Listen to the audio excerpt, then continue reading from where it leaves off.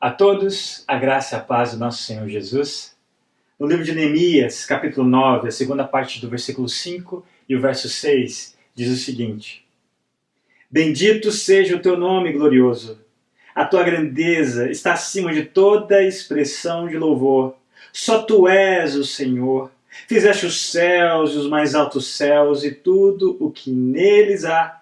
A terra e tudo o que nela existe, os mares e tudo o que neles existe. Tu deste vida a todos os seres, e os exércitos dos céus te adoram. Deus, inquestionavelmente, é um Deus acima de toda expressão de louvor. Eu acredito que nós vemos uma imagem bela de toda língua, povo, nação. Imagina a quantidade de dialetos. Só num país da Ásia, por exemplo, o Nepal, que é quase 8 vezes menor do que o estado de Minas, ele tem mais de 500 dialetos. Agora imagina todos os povos, línguas, nações reunidas com todos os seus dialetos. Por que tanta língua diferente? É porque o ser adorado, ele é acima de toda expressão de louvor. Nem mesmo milhões, bilhões de línguas conseguiria expressar a beleza dessa pessoa. Esse é o privilégio que eu e você temos de adorar a Deus, mesmo que de maneira insignificante às vezes, de não cantarmos como Ele é digno de ser adorado, de letras que sejam tão fiéis às Escrituras, mesmo que no nosso coração, ou muitas vezes a nossa boca não está alinhada ou afinada, por assim dizer, com o nosso coração, mas em Cristo nós podemos adorar esse ser, Criador de todas as coisas, onde a terra manifesta a glória do seu louvor, para seu louvor, e mesmo assim nada disso atinge a beleza dessa pessoa que nós adoramos e temos o privilégio de chamá-lo de Pai. Vamos orar? Pai, muito obrigado pelo privilégio a nós, criaturas que somos formados do pó, de podermos adorar o Deus Criador, um ser que está acima de qualquer expressão de louvor. Mesmo todas as línguas do planeta com seus dialetos poderia expressar a beleza de quem Tu és. E mesmo assim, o Senhor recebe a nossa adoração. E o Senhor busca verdadeiros adoradores que não só o adoram com seus lábios, mas especialmente com as suas vidas. Oh, Pai, que nós sejamos essas pessoas e nos dê a satisfação que é adorá-lo. No nome precioso de Jesus, e apenas nele que nós podemos oferecer uma adoração digna do Senhor. Amém.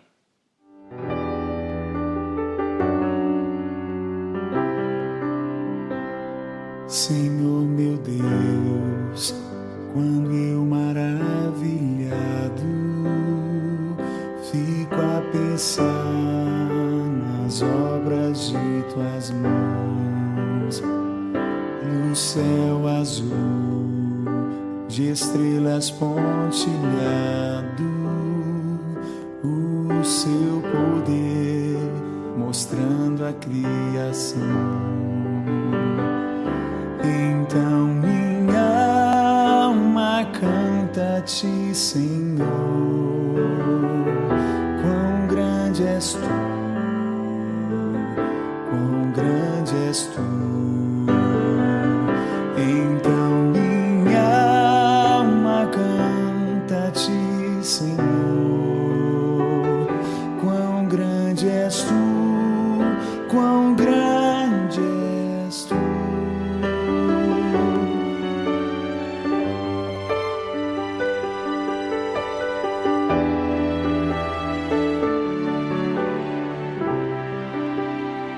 Quando a vagar nas matas e florestas, o passareiro alegre ouço a cantar.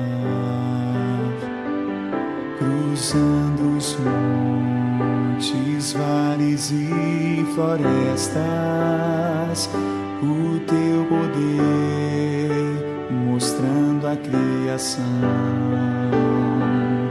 Então minha alma canta a ti, Senhor,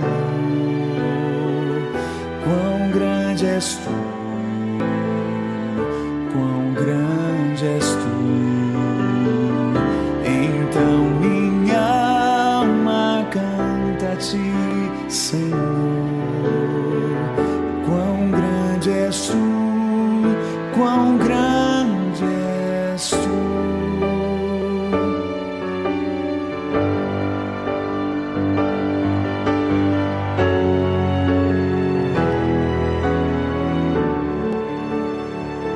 Quando eu medito o teu amor tão grande, teu filho dando ao mundo pra salvar, na cruz verteu seu precioso sangue, minha alma pôde assim purificar.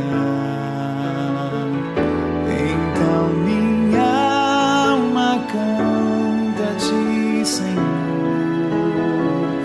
quão grande és tu, quão grande és tu. Então minha alma canta a ti, Senhor, quão grande és tu, quão grande és tu.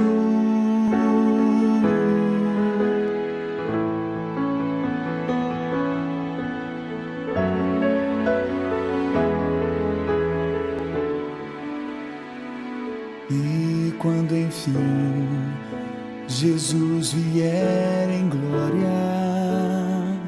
e ao lar celeste então me transportar, eu adorarei prostrado e para sempre. Quão grande és tu, meu Deus, hei de cantar. Então minha alma canta a ti, Senhor, quão grande és tu, quão grande és tu. Então minha alma canta a ti, Senhor, quão grande és tu, quão grande és tu.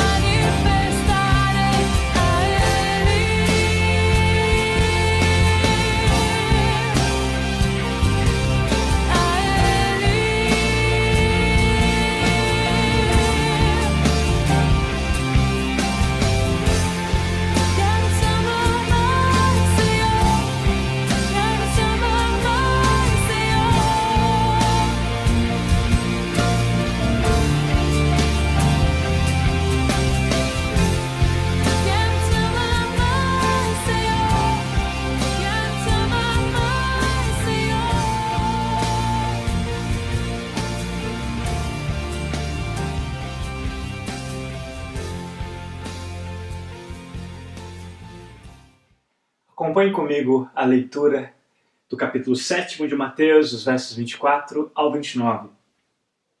Portanto, quem ouve essas minhas palavras e as pratica é como um homem prudente que construiu a sua casa sobre a rocha. Caiu a chuva, transbordaram os rios, sopraram os ventos e deram contra aquela casa, e ela não caiu, porque tinha seus alicerces na rocha. Mas quem ouve estas minhas palavras e não as pratica é como um insensato que construiu a sua casa sobre a areia. Caiu a chuva, transbordaram os rios, sopraram os ventos e deram contra aquela casa, e ela caiu. E foi grande a sua queda. Quando Jesus acabou de dizer essas coisas, as multidões estavam maravilhadas com o seu ensino, porque ele as ensinava como quem tem autoridade, e não como os mestres da lei. Passamos grande parte desse ano nesse sermão do Monte de Jesus, versículo por versículo, e saboreando desse ensino tão precioso. Mas a pergunta é a seguinte: como encerrar não só essa última transmissão, mas como encerrar o mais belo sermão já pregado? Como o maior de todos os pregadores encerraria tudo o que ele disse? E Jesus faz de maneira tão simples, aparentemente, contando uma parábola, trazendo a atenção dos seus ouvintes, quase que repetindo o que ele havia dito anteriormente. Talvez você tenha um pastor que é repetitivo em alguma coisa. Não se incomode com isso. Se é algo importante, ele repete, dê atenção, porque o próprio Cristo faz isso no seu sermão. E nós vamos ver nessa passagem o significado dessa parábola, especialmente a aplicação dela diante de tudo isso que nós temos ouvido acerca desse sermão, acerca das palavras de Jesus. Vamos ter uma palavra de oração? Pai, eu peço que o Teu Espírito Santo possa conduzir esse momento, me dando a condição de falar com clareza, de expor com autoridade não própria, mas da Tua palavra, e que Ele possa iluminar a nossa mente, quebrantar os nossos corações, nos dar entendimento, elevar as nossas afeições a Ti, baseado na verdade, e nos dar a condição, Senhor, de obedecermos tudo aquilo que iremos ouvir. Faça isso para a Tua glória, para o Teu louvor, para a expansão do Teu reino. Em Cristo Jesus que nós oramos. Amém. Eu chamo a sua atenção para duas coisas, ou talvez, melhor dizendo, duas partes dessa parábola. A primeira é acerca das semelhanças. A segunda, acerca da diferença. Algumas semelhanças, apenas uma diferença. As semelhanças. Nós vemos que tanto o primeiro personagem que Jesus chama de prudente, ele ouve a palavra, ouve o evangelho. O insensato também ouve, ou seja, você vê o verso aqui 24 e 26. Quem ouve essas minhas palavras? E essas minhas palavras pode ser relacionada nesse contexto diante de todo o sermão, ou nós podemos também usar diante de todo o ensino de Jesus, de toda a sua vida, ou até mesmo, especialmente do Antigo Testamento, que ele não veio abolir, mas veio cumprir. E o Antigo Testamento aponta para ele mesmo. Então, nós podemos ter essa semelhança, nos dois personagens em ouvirem a palavra de Jesus, ou se você quiser também, o Evangelho. Outra coisa, os dois são construtores que edificam casas. E por último, ambas as casas sofrem a mesma tempestade, o mesmo ataque sobre elas. Mas observe a diferença. Uma resiste, a segunda cai. E essa única diferença que faz com que uma resista e a outra caia é o detalhe mais importante da parábola. Jesus, ao fazer esse número de semelhanças maior do que apenas uma diferença entre as duas casas, ele está chamando a nossa atenção para esse ponto principal da sua parábola. E é isso que ele quer transmitir. E é isso que também nós vamos ver e aplicar nas nossas vidas. Com essa maneira dele contar essa parábola e chamar a nossa atenção para essa única diferença entre essas duas pessoas. Afinal de contas, qual é a diferença então entre eles? O que fez uma casa resistir e a outra casa cair? Um construiu sobre o quê? A rocha. O outro construiu sobre areia. Lucas, numa passagem paralela, vai nos dizer o quê? Que esse construir sobre a rocha, ele vai dizer que lançou os alicerces na rocha. Em contrapartida, o tolo lança os alicerces na areia. E é por isso, essa é a grande diferença, que fez tremendamente em relação a uma que resiste e a outra que caiu. Eu queria que você imaginasse comigo o seguinte. Os dois ouvem acerca de uma tempestade que está a caminho. O primeiro personagem, o prudente, ele cava fundo. Ele lança os alicerces da rocha. Ele cava o suficiente a chegar naquela camada superficial rochosa. E ele lança ali os alicerces, ou seja, a fundação, a base da sua casa. Em contrapartida, o segundo personagem ouve acerca dessa tempestade a caminho e ele faz o quê? Simplesmente não cava o suficiente. E, em contrapartida, pode até pensar que tolo é aquele que está investindo tanto trabalho para a construção de uma casa. E ele lança sobre a areia, ou seja, os alicerces de maneira superficial, não na rocha, mas de maneira superficial. E nós vemos que grande foi a segunda casa. Observe esse elemento que Jesus usa na parábola, acerca, inclusive é uma semelhança em relação às duas casas, acerca da chuva. O verso 25 vai dizer que caiu a chuva, transbordaram os rios, sopraram os ventos. Toda essa linguagem de chuva, tempestade, ventos fortes, no Antigo Testamento normalmente eram associadas com o castigo vindouro de Deus, um prenúncio de um castigo de Deus. E os profetas normalmente usavam essa linguagem. E nós vamos ver aqui, por exemplo, num texto de Ezequiel, que alguns estudiosos acreditavam que Jesus tinha em mente ao contar essa parábola, que também faz um contraste acerca dos falsos profetas, acerca de uma construção que não resistiu ao castigo de Deus. Olha o que diz o texto.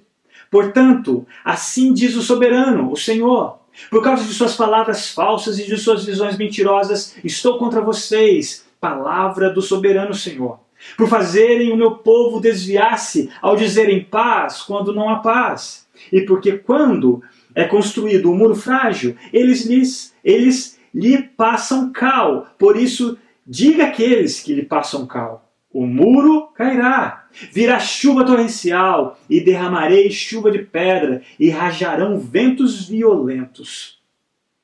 Nesses versículos de Mateus, Jesus, ao fazer o uso dessa mesma linguagem de tempestade, ele está alertando não só apenas os falsos profetas, mas os falsos professos, os iludidos, desse castigo vindouro, desse julgamento de Deus simbolizado na tempestade.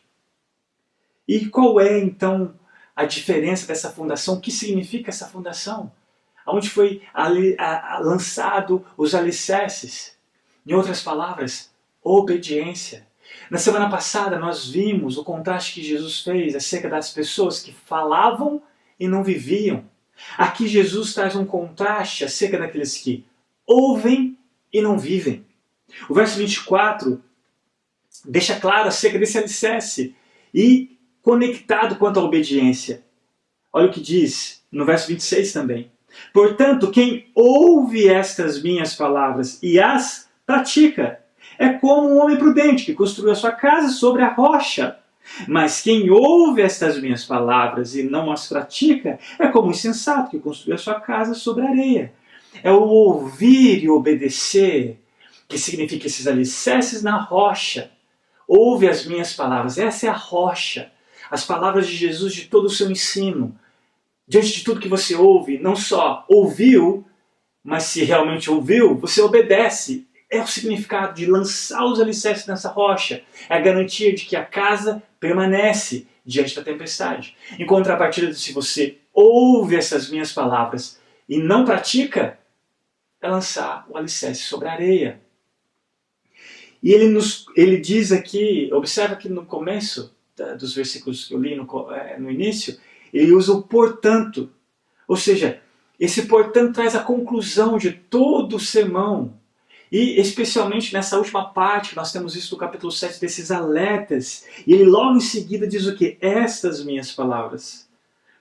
Então quando nós ouvimos o que temos aprendido de Jesus e obedecemos, somos comparados como um prudente, sábios, que é como se lançássemos os nossos alicerces da nossa casa, e aqui o simboliza a vida, a casa, sobre a rocha. E diante das tempestades, ela vai permanecer de pé.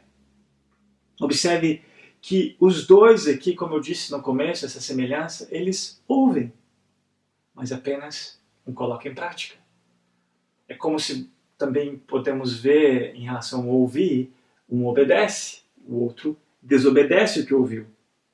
Jesus, no capítulo 6 de Lucas, diz o seguinte: eu lhes mostrarei com quem se compara aquele que vem a mim, ouve as minhas palavras e as pratica. Assim como ele disse na semana passada, onde nós vimos o que adianta você falar Senhor, Senhor, e não me obedece. E aqui Jesus vai demonstrar nessa parábola o quê? Aqueles que ouvem e as praticam. Não só falar e não viver, não só ouvir e não viver. Pelo contrário, obedecer. A questão é o que você vai fazer com tudo que ouviu. Essa é uma pergunta importante que você tem que responder para si mesmo. Observe que Jesus não disse o quê? Quem ouve essas minhas palavras e pensam acerca delas. Embora não é errado você refletir, pelo contrário. Devemos refletir, memorizar as Escrituras, mas não apenas isso. Ele não disse, quem ouve essas minhas palavras e admira, como a gente vai ver no final desse sermão, a multidão admirada com seu ensino. Não apenas isso. Ou, quem ouve essas minhas palavras e ensinam, até mesmo debate. Não.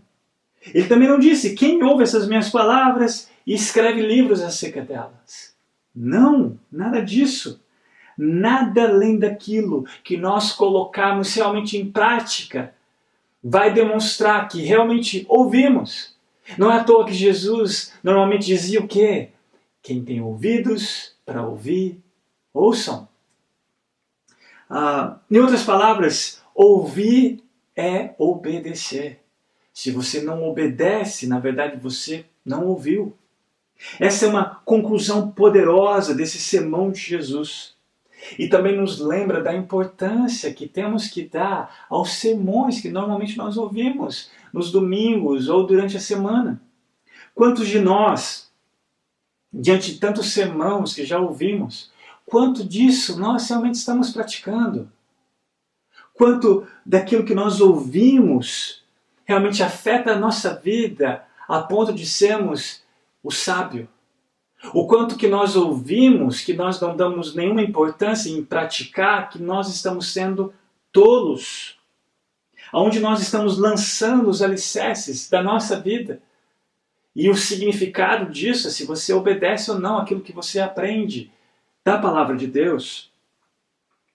Você cumpre as exigências da palavra de Deus? Isso vai responder se você é o sábio ou o tolo. A diferença entre esses dois personagens, de novo, obediência ou desobediência. E a marca do verdadeiro discípulo de Jesus é a obediência. Não é simplesmente ouvir e crer, mas ouvir e obedecer. Os verdadeiros discípulos de Jesus, eles que são verdadeiramente convertidos, genuinamente salvos, são aqueles que expressam na sua vida uma vida de obediência. É o contraste que Tiago vai fazer de fé e obras. Você tem fé? Então mostra-me as suas obras. Porque a fé sem obras é morta. Se você olhar nesse sermão, Jesus vai dizer das obras que nós praticamos diante dos homens, para a glória de Deus. Que obras são essas? Um caráter transformado. Uma vida que as pessoas olham para você que realmente condiz com a palavra de Deus. E se você vive aquilo que você ouve, demonstra uma fé genuína. Mas se você diz ter uma fé que não muda a sua vida a ponto de obediência, você não tem fé nenhuma, muito menos salvadora. Essa é a grande diferença. E se você, supostamente, na parábola, olhar para as duas casas, são parecidas. Mas algo que você não vê é o que? A fundação. E a fundação da primeira está na rocha, na palavra, em obediência à palavra. A segunda não tem base, não tem fundação, e ninguém enxerga. Embora aparentemente são iguais, mas a diferença é onde estão os alicerces. É a obediência àquilo que você ouve. Os dois ouviam, mas apenas um praticava. Tiago vai nos dizer o quê? Sejam praticantes da palavra, e não apenas ouvintes, enganando-se a si mesmo. Ou o autoiludido, ou enganando a si mesmo, em outras palavras, é tolice, é loucura, é insensatez. E eu pergunto para você, onde você tem lançado os seus alicerces? Quem é você nessa parábola? O prudente ou o insensato? A resposta, mais uma vez, dessas perguntas é a sua vida. Em obediência ou desobediência diante de tudo aquilo que você ouve. Note que esse grande contraste se destaca ainda mais na queda. A primeira resiste, a segunda, Jesus diz que grande é a sua queda. O original ali no grego, megas, ou seja, um barulho enorme. Grande foi a queda da casa do tolo, porque não tinha os alicerces na rocha. Não há união com Cristo verdadeira, produzida pelo seu Espírito Santo, regenerando os nossos corações pela palavra de Deus, que nós não enxergamos assim como a fundação dessas casas. Não há esse transformar genuíno do Espírito Santo em nós, se nas nossas vidas, externamente, nós não obedecemos aquilo que nós ouvimos. Uma demonstração clara de uma fé salvadora é quando há uma obediência na vida de quem foi salvo. E essa vida de obediência total e submissa à palavra de Deus.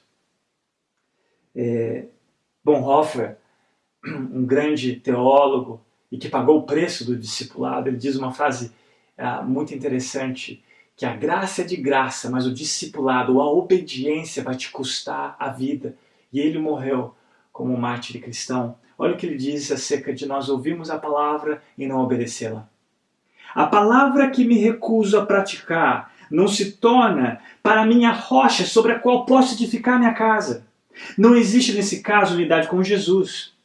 Ele ainda não me reconheceu. Por isso, se vier a tempestade, perco a palavra rapidamente e descubro que nunca acreditei de fato. Eu não tinha a palavra de Cristo, mas apenas uma palavra que tomei de suas mãos e dela me apossei, refletindo sobre ela em vez de praticá-la. Assim minha casa desaba, porque não estava alicerçada na palavra de Cristo. Como eu já disse, grande foi a sua queda. No verso 27, caiu a chuva, transbordaram os rios, sopraram os ventos e deram contra aquela casa, a segunda casa, e ela caiu. A primeira imagem, ao meditar e preparar essa mensagem que veio à minha mente, foi ao ver especificamente esse versículo dessa tempestade, foi a vida de Noé e a sua missão. Quando ele recebe de Deus as instruções para a construção de uma arca. E a questão não é o projeto, a questão é a utilidade daquele projeto, para que protegesse todos aqueles que estivessem nela do dilúvio. Mas Noé nem sequer tinha visto chuva, quem dera um dilúvio. Mas o que aquele homem demonstra? Que creu na palavra de Deus, que teve fé. Ele obedeceu, ele construiu, mesmo não vendo nem sequer a chuva, muito menos uma tempestade, muito menos um dilúvio. E olha o que o autor de Hebreus vai nos dizer acerca da atitude de Noé. Pela fé Noé, quando avisado a respeito de coisas que ainda não se viam, movido por santo temor, construiu uma arca para salvar sua família. Observem que durante esse projeto de Noé, a graça de Deus levou em torno de 100 anos, alguns acreditam que 120 anos, para ele terminar aquele projeto. E durante a construção da arca, durante longos 100 anos, ele anunciava o castigo que estava por vir a toda a sua geração. E eles não creram na mensagem de Noé. Eles foram insensatos diante do que Noé pregava. Olha as palavras de Jesus acerca de novo de Noé. Como foi nos dias de Noé, assim também será na vinda do Filho do Homem. Pois nos dias anteriores ao dilúvio, o povo vivia comendo e bebendo, casando-se e dando-se em casamento, até o dia em que Noé entrou na arca e eles nada perceberam, até que veio o dilúvio e os levou a todos. Assim acontecerá na vinda do Filho do Homem. Se as pessoas da época de Noé foram castigadas com aquele desastre por não crer no que ele pregava, é que nós estamos vendo essa primeira aliança de um castigo imediato de Deus, onde ele eliminou toda a humanidade durante o dilúvio. Quanto mais nós, ouvindo a pregação de Jesus, esse profeta, verdadeiro profeta, quanto mais nós não temos que dar atenção ao seu anúncio. Hebreus vai nos dizer do perigo que nós corremos em comparação àquela geração de Noé. Por isso é preciso que prestemos maior atenção ao que temos ouvido, para que jamais nos desviemos. Porque se a mensagem transmitida por anjos provou a sua firmeza e toda transgressão e desobediência recebeu a devida punição, como escaparemos nós se negligenciarmos tão grande salvação? Esta salvação, primeiramente anunciada pelo Senhor, foi-nos confirmada pelos que a ouviram. E eu pergunto para você, qual é a sua atitude diante de tudo que você tem ouvido, das palavras de Jesus, das palavras do Filho de Deus, das palavras do Rei dos Reis, das palavras do profeta de Deus, a manifestação máxima, não só de Deus, mas de sua vontade, de todo o ensino, de tudo aquilo que é necessário para nós cremos, sermos salvos, tudo aquilo que é necessário para alicerçar as nossas vidas. Qual a sua reação? Normalmente vemos essa tempestade nessa parábola como as tempestades da vida. Por exemplo, o câncer, o divórcio, os conflitos de relacionamento, ou até mesmo a perda de um ente querido. Mas Jesus aqui, respeitando o contexto desse texto, ele está dizendo desse castigo vindouro. Sem dúvidas, a Bíblia tem muito a dizer dessas tempestades que enfrentamos nessa vida. E sem dúvida também isso aplica a como você vai resistir a tudo isso, a não ser que a sua vida esteja na palavra. E como a sua vida de fato está na palavra? Se você obedece à palavra de Deus. Mas quando Jesus anuncia esse prelúdio dessa tempestade, é uma tempestade muito maior do que nós vimos no sul do nosso país. Ela é catastrófica e ela é uma vez por todas. E ela será derramada sobre todos aqueles que não tiverem a segurança da palavra de Cristo, que não tiverem a segurança em Cristo como seu Senhor e Salvador. A diferença entre o prudente e o tolo, e você vai ver isso lá em Provérbios, que tem um contraste muito grande entre essas duas pessoas, é o temor. O temor do Senhor é o princípio da sabedoria. Nós vimos que Noé teve um santo temor em obedecer a Deus mesmo não vendo aquilo que Deus anunciava. O temor do Senhor é o princípio do conhecimento, mas os insensatos desprezam a sabedoria e a disciplina. Como nós vamos responder mais uma vez a tudo isso que nós ouvimos? No final dessa passagem diz o seguinte: quando Jesus acabou de dizer essas coisas, as multidões estavam maravilhadas com seu ensino, porque ele as ensinava como quem tem autoridade, não como os mestres da lei. Mateus nos diz que as multidões ficaram maravilhadas diante daquele ensino. Talvez você tenha tido essa mesma sensação, sem dúvida, diante desse sermão. Mas não é apenas isso. Talvez você até reconheça a autoridade de Jesus como as multidões, mas não é apenas isso. A diferença é se eu ou você seremos o tolo dessa parábola, ou melhor dizendo, o prudente dessa parábola, ou o tolo, é se nós realmente não só ouvimos, mas obedecemos. É se essa palavra não está apenas nas nossas bocas, mas nas nossas atitudes.